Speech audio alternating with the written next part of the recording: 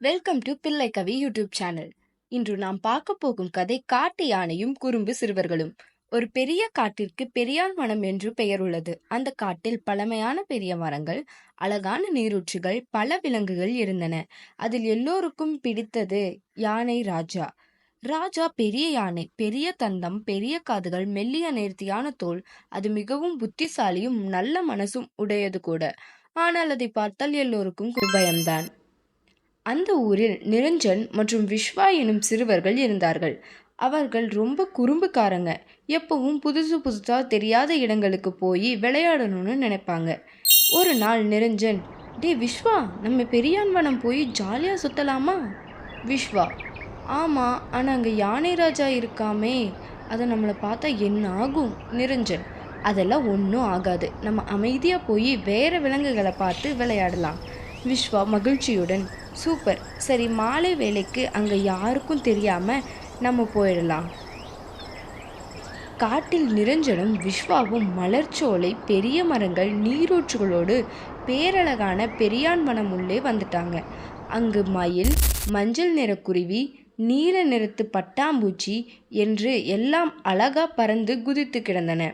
விஸ்வா ஆச்சரியத்துடன், டேய் பாத்தியா, அந்த மயில் எவ்வளவு அழகா ரெக்கைகளை விரித்து ஆடுதுன்னு.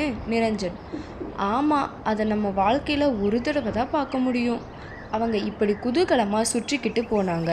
ஆனால் அவங்க பேசி போய் நிறைய உள்ளே நுழைஞ்சிட்டாங்க. அவங்க முன்னாடி ஒரு பெரிய நீரூற்று இருந்தது. அதில் யாரும் தண்ணி தெளிக்கிற சத்தம் கேட்டுச்சு.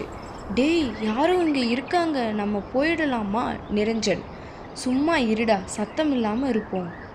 அவங்க மெதுவாக போய் அங்கே யானை ராஜா தண்ணியில் குளிச்சுட்டு இருக்காமே அதை பார்த்து கொண்டார்கள். தண்ணி தூவிக்கிட்டு தன் நீண்ட தும்பிக்கையால் தண்ணி குடிச்சிட்டு மெல்லிய காற்றில் நின்று சந்தோஷமாக இருந்தது. விஸ்வா குழந்தை தூய்மையுடன், டேய், எவ்வளவு அழகா இருக்கு, இது நல்ல யானை போல தெரியல. நிரஞ்சன் திகைப்புடன், ஆனால் யானை அரசன் தானே, நம்ம ஓடணுமோ? அப்போ யானை ராஜா அவங்க திரும்பி பார்த்துச்சு. அதோ பெரிய கண்கள், மென்மையான பார்வை. ஆனால் நிரஞ்சனுக்கும் விஸ்வாவும் பயந்து விட்டார்கள். அம்மா யானை என்று ஓடணும்னு நினைச்சாங்க. ஆனால் யானை ராஜா மெதுவாக வந்து தன் தும்பிக்கையால் ஒரு அழகான பூங்கொத்தி எடுத்து விஸ்வாவுக்கும் நிரஞ்சனுக்கும் கொடுத்தது.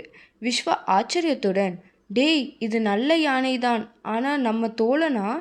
நிரஞ்சன், ஆமாம், யானையும் நம்ம மாதிரி நல்லவங்க கூட நல்லா தான் நடக்குது. அவங்க யானை ராஜாவோடு ஒரு சிறந்த நண்பர்களாக ஆகிட்டாங்க. யானை மெதுவாக நடந்து அவங்கள தும்பிக்கையில் தூக்கி நல்ல பாதை காட்டி அனுப்பி வச்சிருச்சு. அப்புறம் நிரஞ்சனும் விஸ்வாவும் பெரியாவனத்தை விட்டு வெளியே வந்து யானை ராஜாவோட நல்ல நட்பு சம்பாதிச்சு அதிலிருந்து அவர்கள் எந்த உயிர்களையும் பார்த்தும் பயந்து விடக்கூடாது, நல்ல நட்பு வளர்த்துக்கணும்னு ஒரு நல்ல பாடம் கற்றுக்கிட்டாங்க.